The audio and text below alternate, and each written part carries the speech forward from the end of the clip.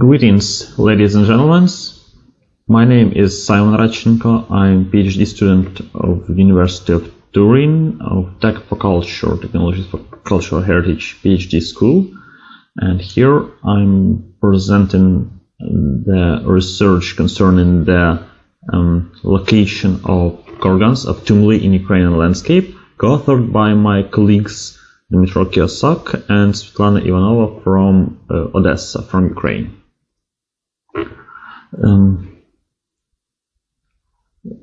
What the tumuli in Ukraine are is a huge asset of different kind of soil concentrations constructed from Eneolithic to Iron Age and later up to medieval time.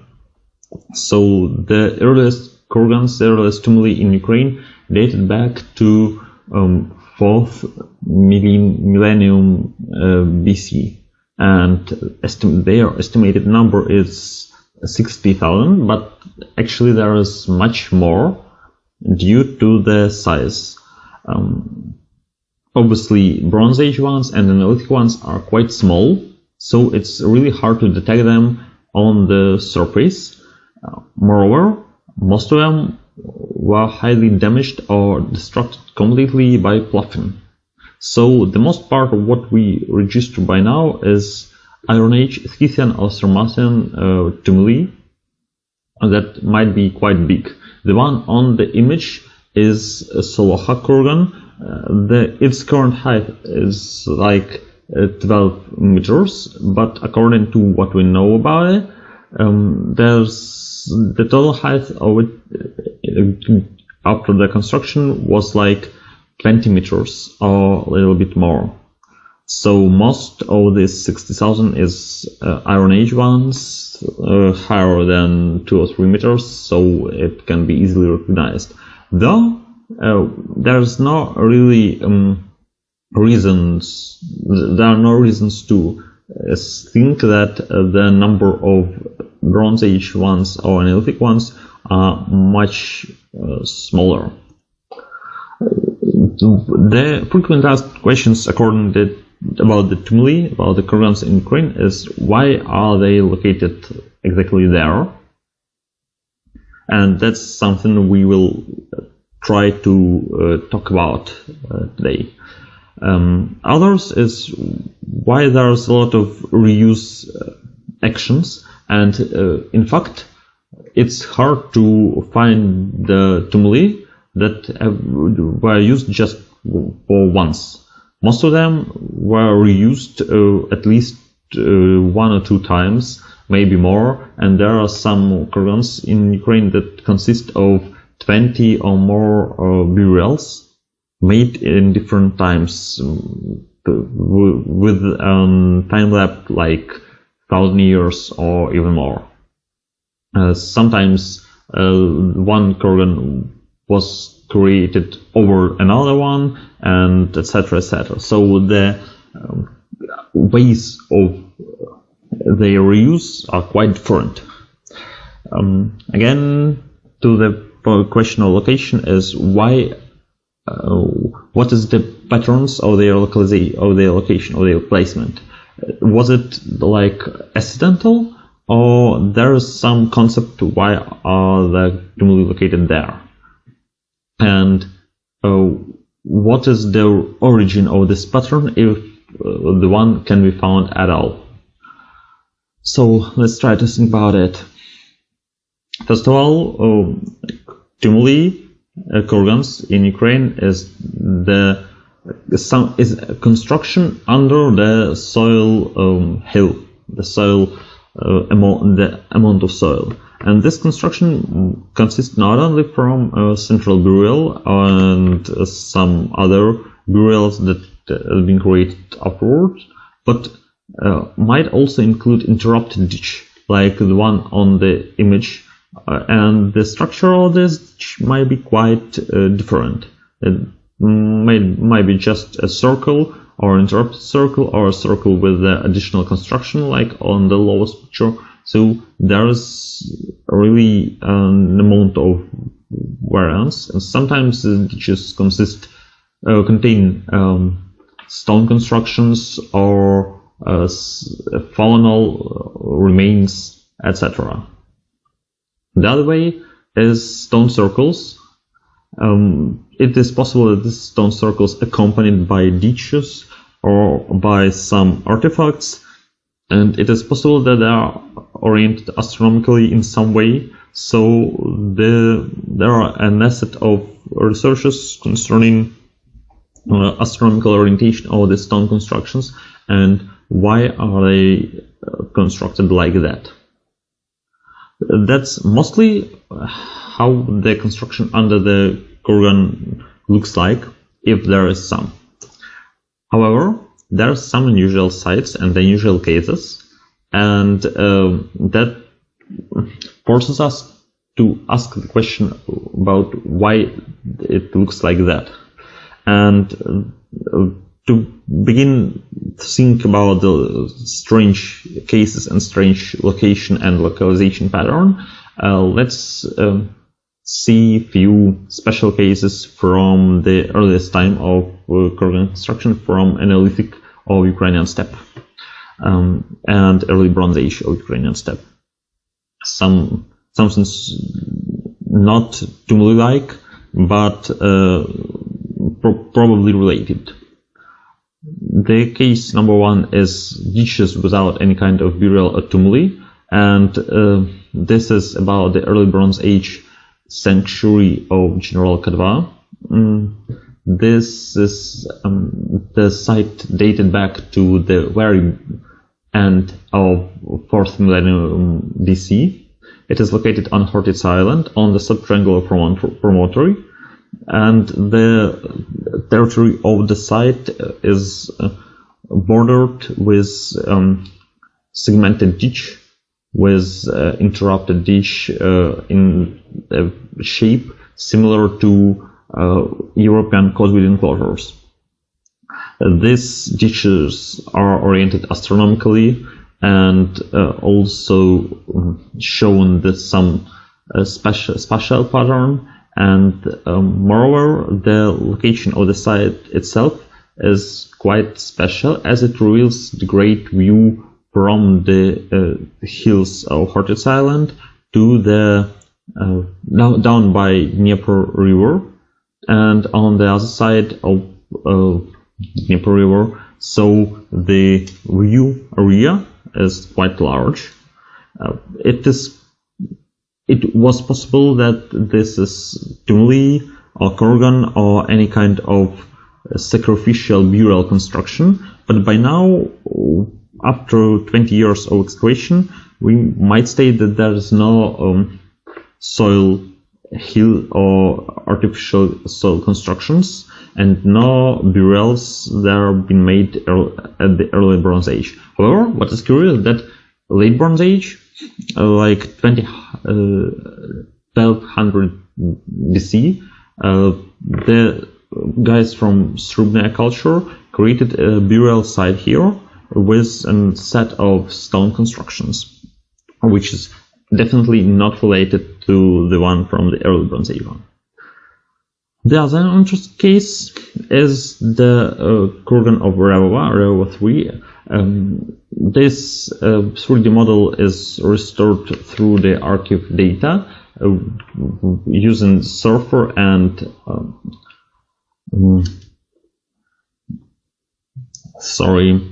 using Surfer and ArcGIS software. It's not high; it's just 1.1 meter. And the Tumuli was surrounded by a small ditch. That the soil from this ditch was used to create the Tumuli itself.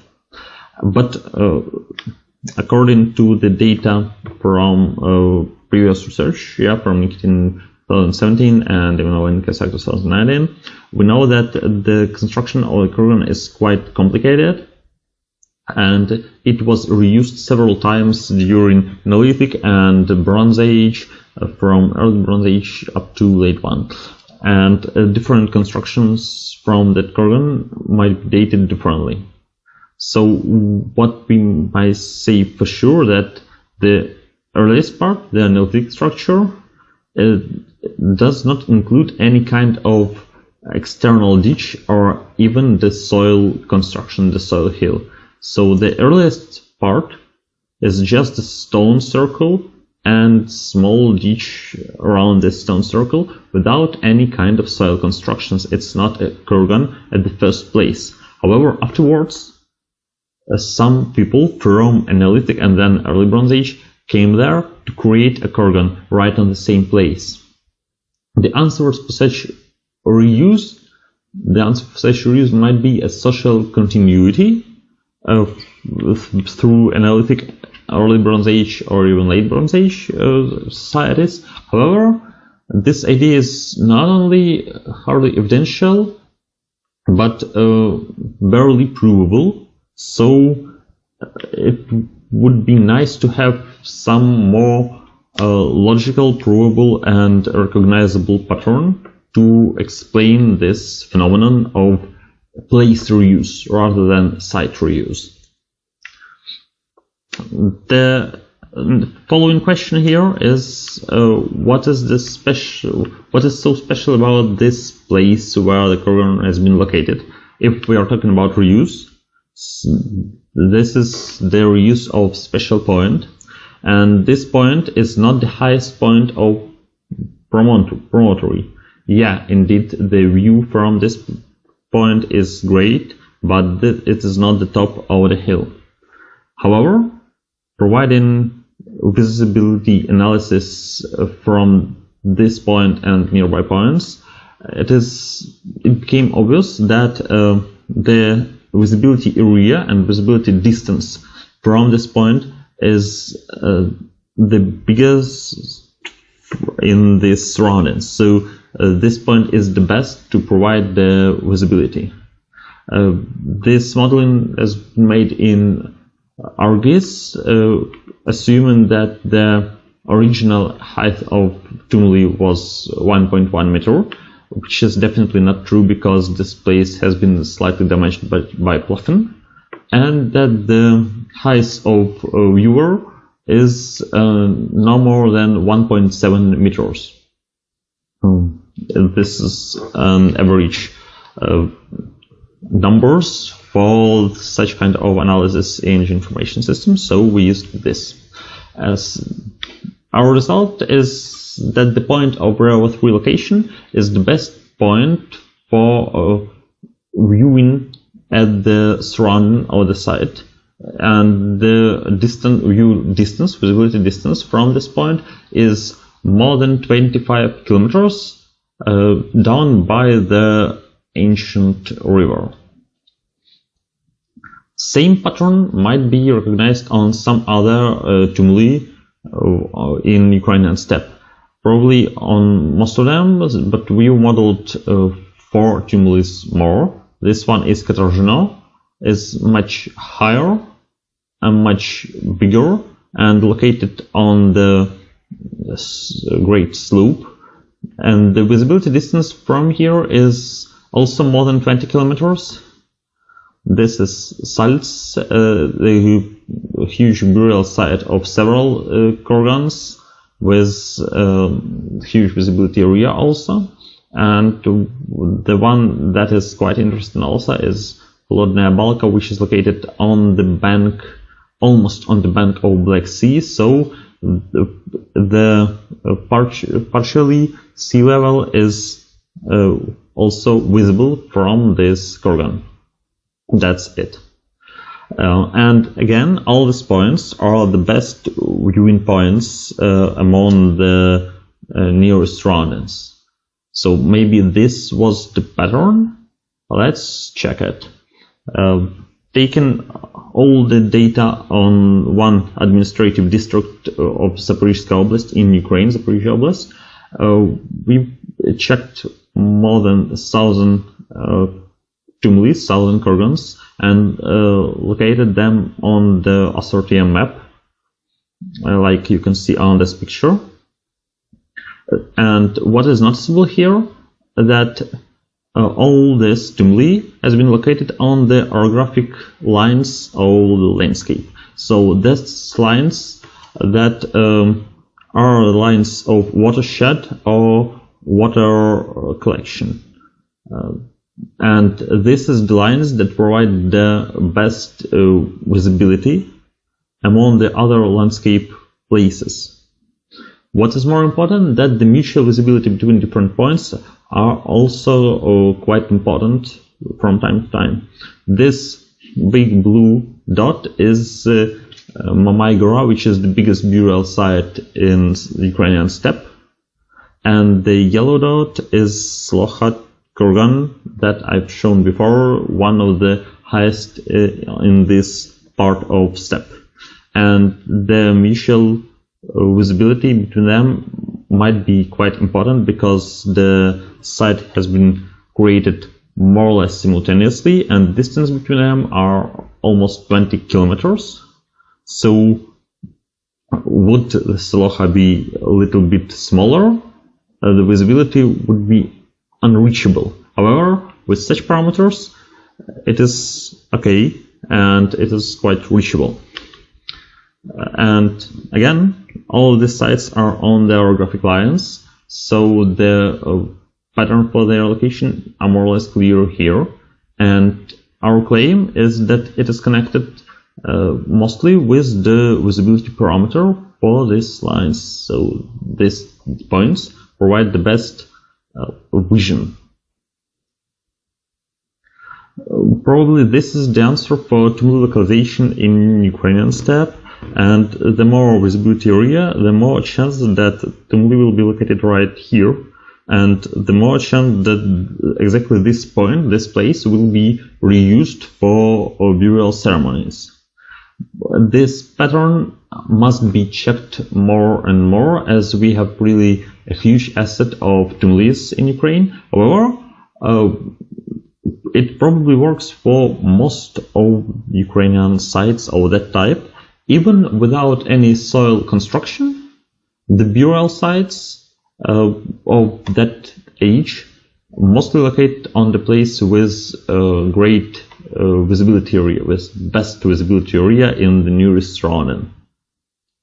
Probably it is possible that such pattern is inherited from Eneolithic architecture that shows the same pattern. However, this assumption must be checked, and also the idea of mutual origination of these patterns independently is possible, as the pattern for sanctuaries like Revova or Generalka is the same and simultaneous with the pattern of Eneolithic tumulis, Eneolithic kurgans in Ukraine. Thank you for your attention, and thank you to my colleagues from Odessa Radchenko National University, New York Archaeological School that provided me the resource for this research, and Tech Culture PhD School. And thank you for your attention once again.